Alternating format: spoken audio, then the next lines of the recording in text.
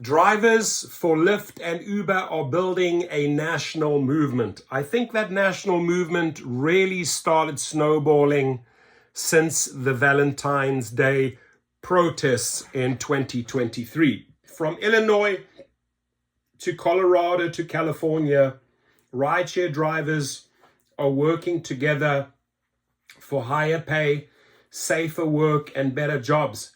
And even if you don't join any of these organizations or associations or unions, you can do so much on your own by just doing a little bit of research on the daily news, taking these videos, for example, and then posting them across the board so that we start educating the public and we start making the companies look like the fools they are.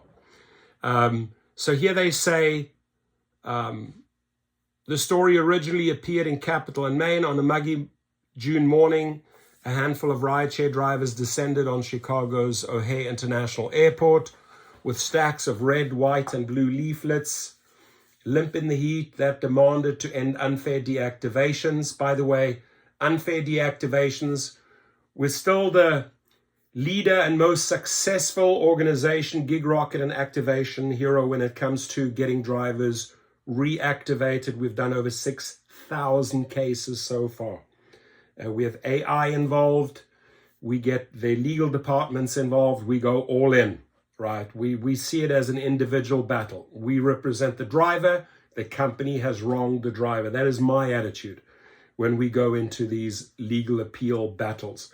So that just as a side note, a similar scene unfolded at Denver International Airport at Uber's Green Light Hub in San Jose, California. Together, drivers in 3 states launched Activate Respect, a national campaign against driver deactivations, what workers refer to as being fired by an app. That's the way I see it as well, fired by an app. The 3-city action also marked an addition to the growing national movement to make rideshare jobs good jobs. It's potentially very powerful for drivers to connect across cities, said Mariah Montgomery, National Campaigns Director at Power Switch Action, an Oakland, California-based advocacy group. That connection, she said, lets workers learn from both the wins and the losses people have experienced to apply that information in more places. I like that, Mrs. Montgomery. While local campaigns have dominated efforts to improve the jobs of drivers at rideshare companies such as Lyft and Uber, Activate Respect is part of an emerging trend to coordinate driver demands in different places. Organized by Power Switch Action, the campaign against companies stripping drivers of access to their work accounts builds on multiple local efforts to improve rideshare jobs, some successful, some not, but all sharing enough common ground that building a national effort seemed a logical step. We can kind of see what's happening across places and say to somebody that we're hearing you, you know, the same thing in 2 different places, and maybe you should talk. The first inklings for Power Switch came in 2021 when the group discussed drivers' problems with the Action Center on Race and the Economy and other groups. In 2023, Power Switch Action and Gig Workers Rising released a national report about rideshare drivers who have died on the job. They also organized a national day of action to educate the public about drivers' safety concerns. Activate Respect goes a step further by making the same specific demand transparency and accountability around deactivations in different places. And I can tell you, again, those links below, we are the most aggressive, successful group and at creating that transparency and accountability, because we hold them accountable. And if they don't act, we make them pay in small claims court. Activates hope that the campaign can build on recent local successes. In 2024, Minnesota and Colorado passed important rideshare legislation. In May, Governor Tim Walz, who is also the Democratic candidate for vice president, signed a bill establishing a minimum pay rate for rideshare drivers. The law followed a nearly 2-year effort by the Minnesota Uber Lyft Drivers Association that made national headlines in June. Colorado legislators passed a law requiring companies to publicly disclose fares, driver wages, and deactivation policies after a campaign by Colorado Independent Drivers United. In an emailed statement to Capital and Maine, Uber said the Minnesota law represents a new way officials are looking at the gig economy, a focus on benefits and protections rather than on employment classification. Uber said that in Colorado, we appreciate that Colorado Independent Drivers United was willing to make such significant compromises, but that the law will have unintended consequences for both drivers and riders. There's the threat again, the typical threat. The company statement did not specify what those consequences might be. It's just fear-mongering. In Washington State, rideshare drivers working with the Teamsters Local 117 affiliated drivers union won groundbreaking protections in both 2023 and 2024. In 2023, drivers successfully lobbied lawmakers for the passage of a new pay standard, paid sick leave, and workers' compensation in the state of Washington.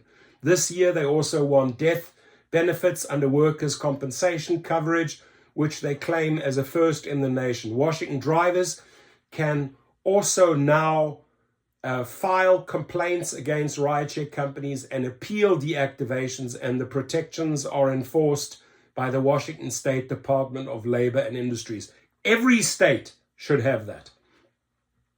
An Uber spokesman expressed the company's support for drivers maintaining their independent contractor status. Problem is, you're not treating them as independent contractors while receiving additional protections. The statement praised the hard work and commitment from all parties to stay at the negotiating table and said the legislation could be a model for cities, states, and countries around the world.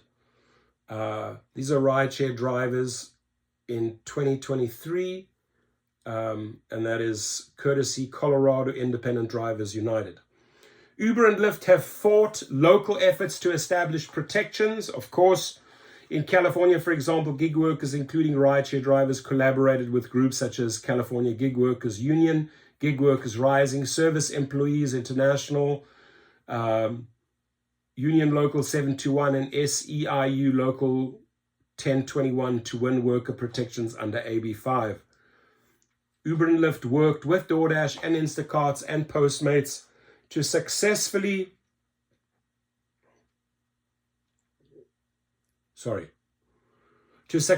cancel it out that November by pushing Proposition 22, an initiative approved by state voters that allowed the companies to continue classifying rideshare workers as independent contractors. Drivers in New York City, meanwhile, won significant protections last year, but they continue to battle new strategies that companies are using to reduce payments to drivers, namely lockouts, illegal lockouts.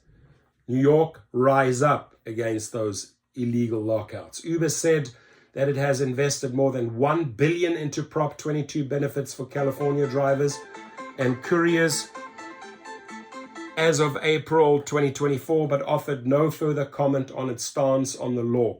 Over time, Montgomery said it became clear that rideshare companies had developed a playbook for fighting worker protections and for responding to threats of regulation.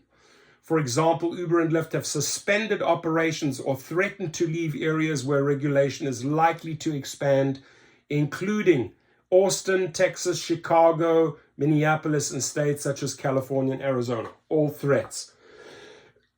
Cross-city organizing amongst rideshare drivers is difficult because they're so physically isolated from one another, said Katie Wells, a postdoctoral Fritz Fellow with Georgetown University's New Tech and Society Initiative and co-author of Disrupting DC, The Rise of Uber and the Fall of the City. One reason why it's so important is because we don't have regulators standing up to these companies, and so we have no other choice. All these groups have to come together to say that Silicon Valley is going to have its way. A drop in pay. Chicago drivers offer a prime example of collaboration across state lines, working with the People's Lobby and the local chapter of the Gig Alliance. Chicago riders have been pushing for the Chicago Rideshare Living Wage and Safety Ordinance since 2022. The proposed citywide law would raise driver pay, cap corporate profit from each passenger fare, and standardize notice for deactivations, amongst other protections. But they are not going it alone. Over the past few years, Power Switch Action has been working informally to connect rideshare drivers across multiple cities and states. That collaboration began last fall when California drivers with gig workers rising flew to Chicago to meet their peers. The Chile trip was the first time Jose Garza, a San Francisco-based driver, had visited the city. The cross-country group also spent several hours canvassing other drivers at O'Hare Airport, asking them to write letters supporting the Chicago Rideshare Ordinance. As the drivers spoke about their work, they realized how much they had in common, especially in the drop of pay. Pay us, Uber, pay us, Lyft. All of us have different efforts going on in different cities to address pay. Another Chicago driver volunteers for the Chicago Gig Alliance, Joe Negro, had been keeping a spreadsheet to track his wages from 21 to 2023. He said he earned $270 per mile from Uber in 2021, only $155 in 2023. It was similar in California. There's a California Gig Workers Union survey of 658 Southern California drivers conducted between March and April 22. Found that 85% of respondents says rising gas prices had reduced their earnings. A high percentage of respondents also reported struggling to afford living expenses such as housing, 82%, utilities, 60%, food, 59%, and medical expenses, 23%. In their conversations with drivers, realized that low pay wasn't the only problem they shared with a worrisome series of customer attacks on drivers. Safety was also a concern. Unexpected deactivations without recourse were a problem too. Earnings, safety, deactivations. That's what you need to fight for. The next biggest thing that we need to tackle on a national scale is deactivations. We're already doing that. At Activation Hero, I think a couple of steps behind here, at Activation Hero and Gig Rocket, we are now not only doing it nationally, we have expanded internationally. We're working with paralegals, with their court systems, with the forms, with the papers, to file the appeals and then file the cases for lost earnings. So whether you're in London, whether you're in Vancouver, whether you are in Germany or South Africa, we fight those deactivations internationally now at activationhero.com. So in March, Chicago rideshare drivers flew out to San Jose to meet with the Gig Workers Alliance and Colorado Independent Drivers United to plan for the coming year. As I said, we should stick it to them at their houses, at their residences of all these executives. If you guys want to organize, reach out to me. I think this is where we could maximize and make a lot of noise in their neighborhoods, in those super wealthy neighborhoods where these executives reside. Koshashawi, Risha, Zoo, and others. Reach out to me. Let's make it happen. This channel here, the person talking to you right now on Valentine's Day 2023, organized the largest protest worldwide in 65 cities, 3 countries. Everybody started jumping in. We can do it again. We can do it better. We can do it bigger in 2025. Let's rock and roll, my friends.